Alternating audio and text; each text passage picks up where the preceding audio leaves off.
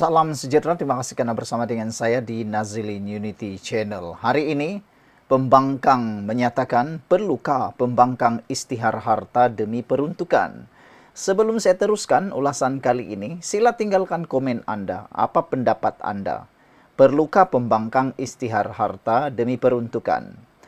Bagi saya, pembangkang harus mengistiharkan harta. Tidak kiralah dia pembangkang kah, dia kerajaan kah, dia ahli parlimen kah, ahli Dewan Undangan Negeri kah, wajib istihar harta. Lebih-lebih lagi sekarang pembangkang ini sudah pernah jadi kerajaan. Jadi, kenapa pula mereka tidak perlu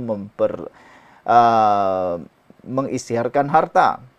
Kata seorang netizen di dalam ruangan komen di Malaysia kini, yaitu Tok Mudim, dia kata, kenapa anak takut istihar harta?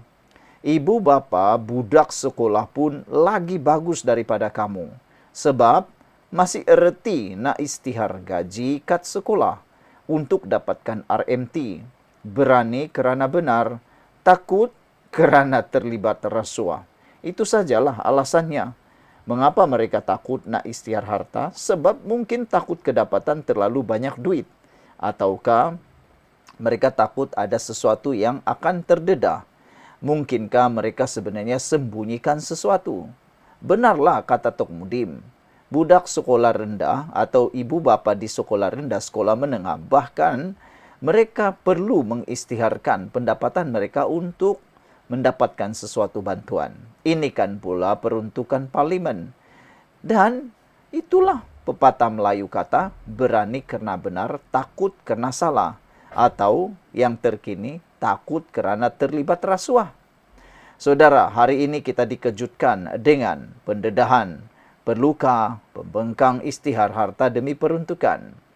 Bersatu hari ini menyeraikan 4 alasan mengapa ahli parlimen pembangkang, khususnya Perikatan Nasional, menolak memorandum persefahaman MOU untuk mendapatkan peruntukan daripada kerajaan. Tetapi rata-rata netizen menyatakan bahawa sebab utama yang hanya boleh dilihat, boleh diketahui oleh para penyokong kerajaan ialah pembangkang sengaja tidak mahu ambil atau menyetujui MOU itu kerana mereka ada niat, ada rancangan lebih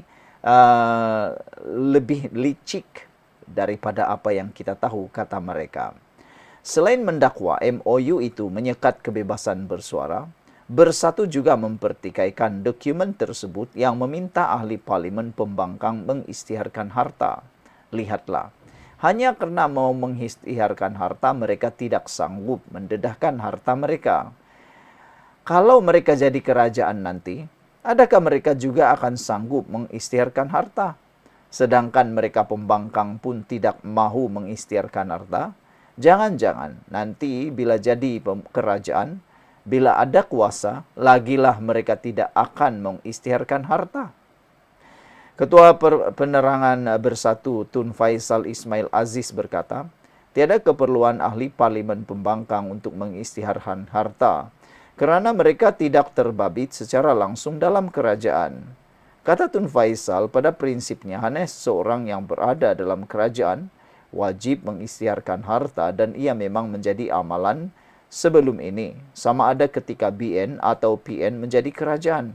Itulah masalahnya dulu. Waktu BN, masa PN menjadi kerajaan, mereka tak berani perkuatkasakan sepenuhnya pengistiharan harta. Apa jadi? Terlalu banyak penyelewengan, terlalu banyak sakau duit sini sana. Jadi itu sebabnya kerajaan yang ada sekarang ini, Pakatan Harapan, mahu buat kelainan ataupun reformasi baru. Itulah, orang buat reformasi dia kata reformati. Orang tak buat reformasi dia kata reformati. Mana satu yang dia mahu?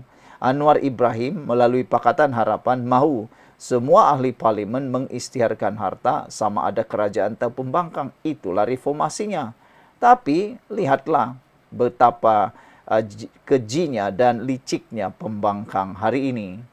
Namun tambah Tun Faisal, tiada keperluan untuk ahli parlimen pembangkang mengistiharkan harta kerana mereka secara tidak langsung mereka tidak terlibat secara langsung dalam peruntukan kerajaan seperti anggota kabinet dan ahli parlimen yang memegang jawatan dalam agensi atau syarikat berkaitan kerajaan. Yang ini orang biasa pun dapat fikir, orang kampung, nenek, atuk, paci, maci, uncle, auntie, boleh fikir secara logik. Boleh fikir, semua orang kena isytihar harta. Apakan pula ahli parlimen? Sedangkan orang-orang yang bekerja kecil-kecilan, yang bekerja di luar pun kena isytihar harta, kenapa pula tidak? LHDN mau isytihar harta, kita kena isytihar harta. Kenapa pula pembangkang tidak boleh? Mereka juga sebahagian daripada ahli pentadbiran yang ada di Malaysia, walaupun mereka bukanlah kerajaan. Peluang untuk menyalahgunaan peruntukan lebih tinggi dalam kalangan ahli parlimen kerajaan, katanya dalam satu kenyataan. Sebelum ini, pengerusi PN Muhyiddin Yassin yang juga Presiden Bersatu dilaporkan berkata, parti itu mempunyai asas sebab tersendiri untuk tidak bersetuju dengan syarat yang ditetapkan kerajaan berhubung peruntukan kepada ahli parlimen pembangkang. Menurut Muhyiddin, syarat yang ditetapkan dalam MOU itu adalah terlalu luar biasa dan ketat seolah-olah terpaksa menyerahkan segala-galanya kepada kerajaan demi peruntukan antara 200.000 hingga 300.000. Jelasnya, Perikatan Nasional sudah membaca kenyataan timbalan Perdana Menteri Fadillah Yusof berhubung status ahli parlimen Muar Syed Saddiq Syed Abdul Rahman yang dikatakan bakal menerima peruntukan. Tun Faisal berkata peruntukan kepada seorang ahli parlimen pembangkang tidak sepatutnya bergantung kepada sebarang perjanjian atau MOU, sebaliknya perlu diagihkan secara adil dan telus. Nak tanyalah siapa yang mulakan MOU dulu? Anwar Ibrahim kah? Tidak. Kerajaan Gabungan Barisan Nasional Perikatan Nasional lah yang memulakan MOU itu. Tapi sekarang Perikatan Nasional pula menuntut hal tersebut. Pelik tapi benar. Tapi itulah kenyataannya. Mereka yang mulakan, mereka pula salahkan orang. Sekarang Anwar Ibrahim hanya meneruskan MOU tersebut untuk menstabilkan Malaysia. Kalau tiada langkah Sheraton, tiada tebuk atap, tiada pengalaman meruntuhkan kerajaan di tengah penggal, saya pasti MOU ini tidak akan pernah muncul. Tapi salahkanlah diri sendiri, terutamanya Perikatan Nasional yang khianat menyebabkan kerajaan tumbang di tengah jalan melalui rancangan-rancangan yang licik. Dan akhirnya sekarang lihatlah, terpaksa buat MOU yang kamu sendiri yang mulakan, kata para penyokong Anwar Ibrahim. Katanya kerajaan sekarang juga bukan bersifat minoriti atau memiliki kelebihan tipis sehingga memerlukan perjanjian atau persefahaman sebelum menyalurkan peruntukan. Yang ini pun Tun Faisal kena tahu. Anwar Ibrahim seringkali diacah dengan katanya mereka cukup jumlah.